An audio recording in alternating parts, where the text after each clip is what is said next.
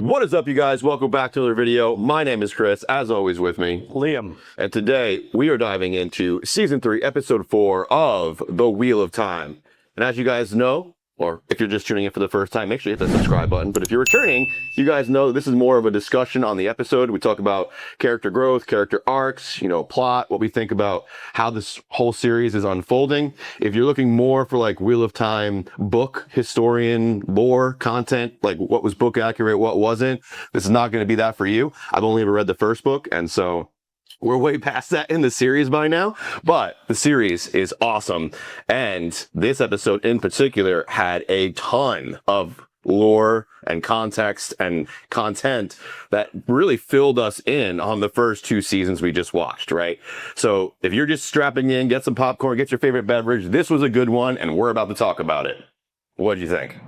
I thought it was fun. I enjoyed to see all his past lives and shit. Yeah. But the one thing that has me completely confused and puzzled is the flashbacks that we saw of the dragon before, right? Mm-hmm. Of the other versions. Why in these flashbacks was there never once use of power? What do you mean? Rand never used power in his previous lives as he went through his history. Yeah. Why was there no power before that? I think the reason they did that is because of limited screen time, and we already have established that the Battle of the Dark One happened and that the men banished it. Like we talked about it on a previous episode. I don't think everyone who's seen this series probably understands that yet. So you can go back, watch some of our other reviews. Like we talk about it, and actually it was the first 3 episodes of this season. We talk about it in that review if you want to check it out. Oh, also, real quick, if you are not already a member of our Patreon, go ahead and do so. Links down in the description. Helps us out greatly with these videos, and you get awesome content behind the scenes and shout outs. So don't forget about it. I think that because we've already seen glimpses of that on screen, like we've already seen the actual fight with the dragon and how all that went down, they were just giving us something new and like a different perspective and giving us more of his ancestral nationality, like where he comes from, like that bloodline, so that he can establish his roots and understand that he truly is Aiel, and that he comes from like a long line of leaders and people who necessarily didn't fit the mold all the time. There's multiple times that you watch as his timeline goes back where he's the core unit of that thing that's branching out and going away and creating something different. So it's pretty, we're getting that established to us. It felt very tough for me because it didn't link those again for me. Like, I want to see the different magic usage and how it evolved. But my takeaway from it was maybe they didn't have those types of powers quite yet for them. No, they did. They did? Then why? What about when they were in the future where we saw... The future is the past. Yes, I know. Okay, just making sure. Yeah, because they had to restart all over because everything crumbled. Right. I got that. And Lanfear was the scientist, right? She's the one who created the breach. Yeah. Yeah. It's not called the breach. It's called something else, but yes. We saw her back then, and that was her wanting more power. Is it, though? Because that was an interesting scene to me, and I wanted to talk to you about that and her motives.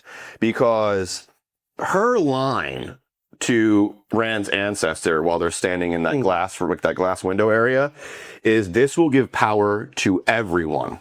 Mm-hmm. Right? She already has access to the one power, which is the one that's split between men and women.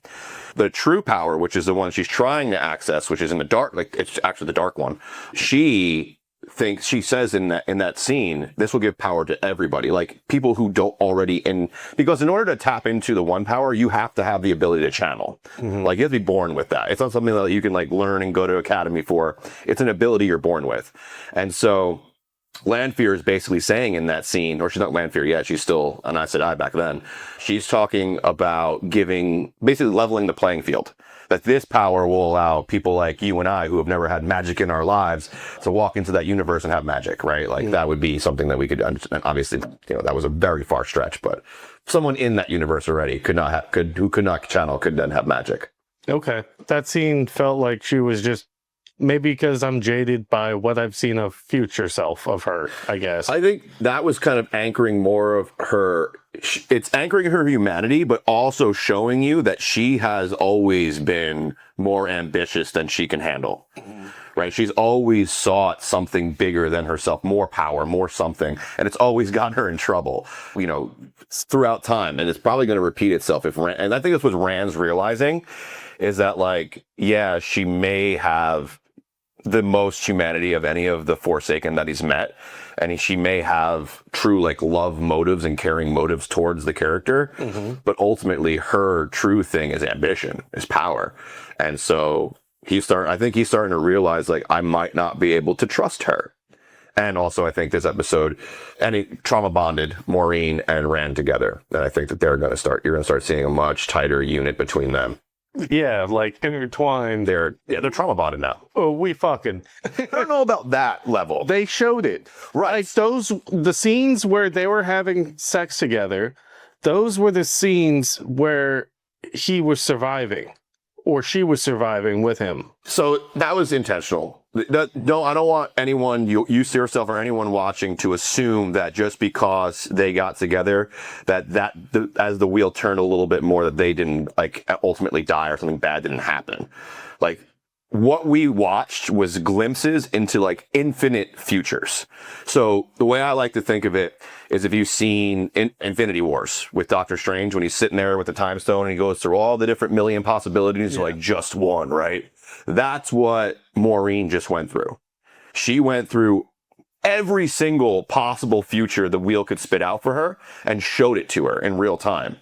So she now knows in her mind, like, if I make this decision, this happens. If I make this decision, this. She has a whole tree of every decision she could make, all painted out. And she also realized that a lot of the decisions that involve Lanfear, which is what we saw towards the end of that, every single one involves her death. Yep. So she now knows also throughout this, like, okay, don't trust Lanfear no matter what.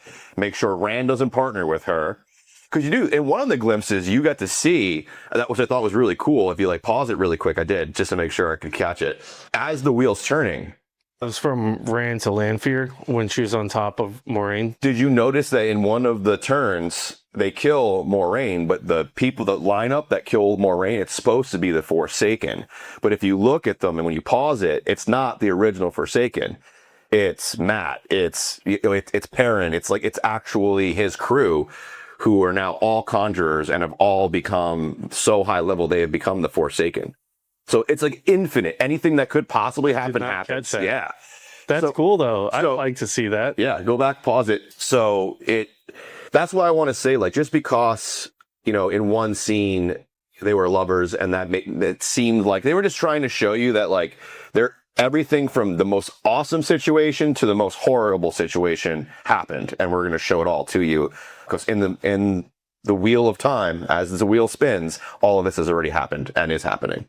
And based on the history lesson we got from his past selves, got to learn that the Aiel, what I thought of as the Aiel, or the viewer reader, is not the Aiel. How crazy was that twist? Yeah. What did you guys think of that? So now when we call them the Aiel, they're not technically the Aiel. No. They're the Oath Breakers. They're a clan of the Aiel that got separated because one of his ancestors was like, no, I'm not just going to let my sister go freaking be with these bandits. I'm going to do something about it. Mm-hmm. And that was a cool little, like, parody of, like, Rand today, as we know him with his friends, to like another version of Rand with like almost identical friends. Same. Yeah, it was pretty cool. I got that nod too, but I like how the one friend was like, yeah, dude, don't use the sword. And we understand why they use the spear now as well. Yeah, but we got, that's what I'm saying. With this episode, if you guys, I might have to watch it. I'm going to watch it more than once for sure. I was pausing it twice. Yeah, there's a lot, right? We get a huge history lesson. And we, like, everything in season 1 and 2 makes a lot more sense if you watch this episode, because you get so much of what's filling in now, right? And it didn't feel too overwhelming. It didn't. It felt good, but at the same time, I know that I have to rewatch yet again too, because there's so much. I do feel like this is the best episode that they've had yet. Yeah. I mean, the little things like Moiraine getting the most powerful magical item that any woman can handle, just randomly puts it in her pocket and walks away. Like, we didn't even touch on that. What is that orb? So there's magical items, sangreal, right? And so men can use certain items. I'm going to hack up these names, but there's certain items, they're super magical, potent, like items that they can use to amplify and channel, right? Mm-hmm. That orb is the female version. And then the sword, Kalendor, is the male version. And whenever a channeler is using those, especially if they were to use them together as a unit, they could defeat almost anything. Like the Dark One, a god. They could take a god down. And that orb is exactly what was put into the tree. Right. And then Moiraine just subtly just puts it in her pocket and walks off to go do her trial. And like no other attention is brought to it other than that. Most powerful magical item a woman could have, any magic woman channeler could have, and she now has it in her pocket. That's kind of cool. And then obviously once Rand goes on his quest to get the sword, he'll have it, and then they will have the items they need to actually fight anyone. So is he going to become like Lan is to her? No, not now. She serves him, not the other way around. Yes, but I'm wondering if at some point he's going to be linked to her Not that way. Not in the way you think. Okay, that's what I was asking. Yeah. The way that Lan has that link, Moiraine. He's never going to become her warder now. Okay. Yeah. That's strictly only a ward thing. It's a warder thing, yeah. Okay. But I thought the old guy, Which one? Aiel. The guy with the dragon? Yeah. He's the chief of them, of that That dude's clan. fucking cool. Yeah. I got real Jason Momoa vibes. Big like that, yeah. So, yeah. Khal Drogo? When he Yeah. plays Khal Drogo? Yeah. So, dude, what a phenomenal casting for that freaking role. Let me tell you. Yeah, I'm glad they did that. Anyway, I thought it was really interesting to see, like, the Aiel are almost like the Aiel as we know in present day, not the Way of the Leaf wandering caravan people, which we'll talk about that timeline here in a minute. They're like dead set on bringing this prophecy to life. Because as we noticed, he's not the first person to proclaim to go into the village. And then when they get to the outskirts of the Cloud City, he's not even the only one that's trying to go in to do the thing. Which is why he jumps the gun from his training and says, screw that, I'm just going to go. Because he realizes, like, oh shit, there's a lot of people trying to do what I'm doing. And he wants to prove to himself that he really is who he thinks he is. So that's kind of interesting too, is like, because their prophecy is both gloom and doom. It's like he is our savior, but he also is going to destroy majority of our civilization. Mm-hmm. And now that we got this context, do you think he's going to destroy their bodies or destroy this false belief system they built over the years where the Aiel are like the people of the spear, but really the Aiel, the people of the leaf? And what he's going to do is break this belief system and actually bring them all under one belief again. I like that. So we met the leaf people also. Season 1. Yeah. Yeah. They help Perrin and Egwene. Yeah. Yep. Okay. So those are the same exact tribe, just generations apart. Correct. Yeah. It's like it's present day version of what we saw his ancestor doing. Okay. Yeah. They like split apart. So the one with the tree goes and creates the Cloud City. Yep. You also have others that split away early on, and then he goes by himself with the wagon. So those people end up becoming your modern day Way of the Leaf. He goes on and establishes the city. And then these people that are wandering, the 3 of them go out and kill somebody, and they end up becoming that force, like the oath breakers that we see. They're actually the Aiel we see today. Mm-hmm. Which of them, there are multiple clans now too. So it's like this. I was going to say, because there was like this other little tribe. Yeah, we just watched over time. Every time the wheel spins back, we kind of watch it fracture more. And like, so this one big group ends up becoming, because they're farmers, right?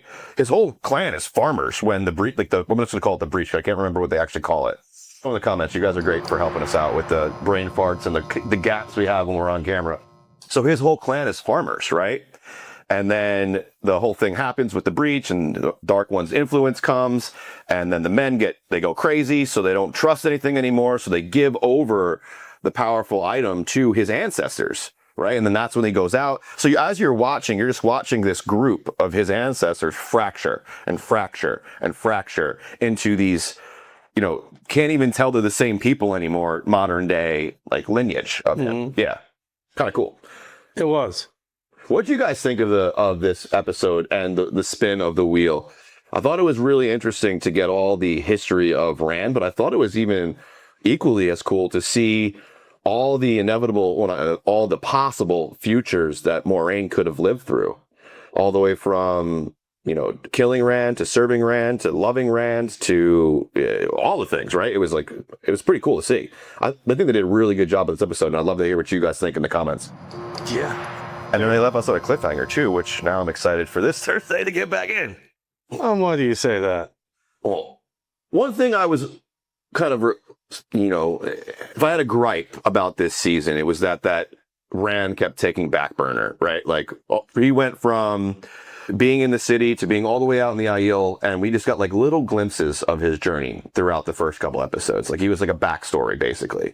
And then in this episode, we really got to take center stage and show that he is this really powerful, like he's one of the most powerful characters in the whole of the universe. And so it's cool to kind of see more of him, but on the note of being powerful, we don't really get to see him be very powerful. Like he gets his sword taken by the Aiel girl. I forget her name right now. Austin, I think her name is something with an A. Oh man, my brain is going blank a lot this morning. And so he's just like, I don't know. He's powerful. I want to see more of him just being this like badass that like is the leader, is the Kara, is the dragon, right? Like is this thing instead of this like bumbling redheaded idiot from the Two Rivers that he's still playing 3 seasons in. I feel like they're just going to wait for the finale for more action for him. And then it's kind of what they did in the second season. Yeah. Although there was a bit more action. I was going to say, season 2 had quite a bit going on. And they were, because season 1 really builds you up to fighting. Mm-hmm. And then season 2, like they're in a full blown battle with the Dark One's general, right? Like, so the leader of the Forsaken. And so there was a lot of more in that. I think maybe that's what they're doing here is like, season 1 sets the stage, season 2 delivered on it. Now season 3 is setting the stage and season 4 will deliver on it. That would be very upsetting. If only because we got to wait. Yeah. So one thing I've been struggling with is like, and I want to get your guys' opinion too. Let me know what you guys think. Do you like that they drop the first 3 episodes and then do 1 episode apiece? Or would you prefer, so there's 3 options, right? Whole season all at once. Mm-hmm. Individual episodes dropped, and then how they do it right now. 3 episodes, and then individuals. Of those 3 options, what would you say is your preference? I like the 3 episode drop. You do? Yes. Why? Because it gives me enough to get into it again, and then I'm good with the weekly check-ins kind of thing. Let us know what you guys think in the comments, and I'm going to let you guys know what I think as well right now. If they drop all the episodes like on Netflix, then I'll typically just binge it. Yeah. Like I'll do like 3-4 episodes one day. Next day I'll do 3-4 episodes until it was done. Yeah. So for recording purposes, having an entire season drop at once is difficult because you've watched the entire season now and you're trying to only talk about what happened here. And for me personally, I just like all of it starts to blend. And so I'm like telling you things I shouldn't be telling you, giving you spoilers. And so I don't like doing the whole season. But what I've discovered now that we've been doing this for a while, over a year, that when we have a 3 episode drop and then 1 episode after the other, it feels like this season's over in the blink of an eye. And then I'm waiting a whole year to talk about it again. Right. So I'm like, man, I feel like it just happens too quick. If it were to just like drop episode by episode, you would get 2 extra weeks of talking about it. And I was like, man, that to me, for the purpose of what we do for TV, I'm like, that would be where I would like to be. I understand that. I was just talking about me personally. Maybe I didn't put the context on it. Yeah, I wasn't thinking about it in terms of the podcast here. Yeah, I would agree. A personal preference would be Netflix revolutionized the game by dropping entire seasons and streaming them. Like to be able to sit down and binge your favorite stuff and just escape life for a while. Long, busy week, sit down and splurge out on a weekend and watch your favorite show. I can tell you hundreds of people I know that do that, right? And so Netflix has the right model with that streaming thing, with all of it at once kind of thing. Yeah, it just sucks waiting for it to come out again. Yeah, so this episode for me was awesome. We got tons of info. We really kind of painted the picture of why Lanfear and the Forsaken are the way they are, right? We got to see the break. We got to see the pursuit of power. We got to see Rand's backstory and why he's going to be more grounded in his Aiel roots now. I think this was a great episode. Let us know what you guys think in the comments below. Really appreciate you guys being here. My name is Chris. Liam. And if you really enjoyed this episode, you can check out an entire review of the first 3 right here, as well as some other stuff that we reviewed that people are also really enjoying, including yourself, I'm sure. It's right here. And then YouTube tells me that you would really like this video that's above my head. So check them out. We'll see you on those videos. But otherwise, don't forget to subscribe, hit the notification bell so you never miss a single episode, and we'll see you on the video. Peace. Find the strength hiding in each battle scar. You're not who you were, you've already come far.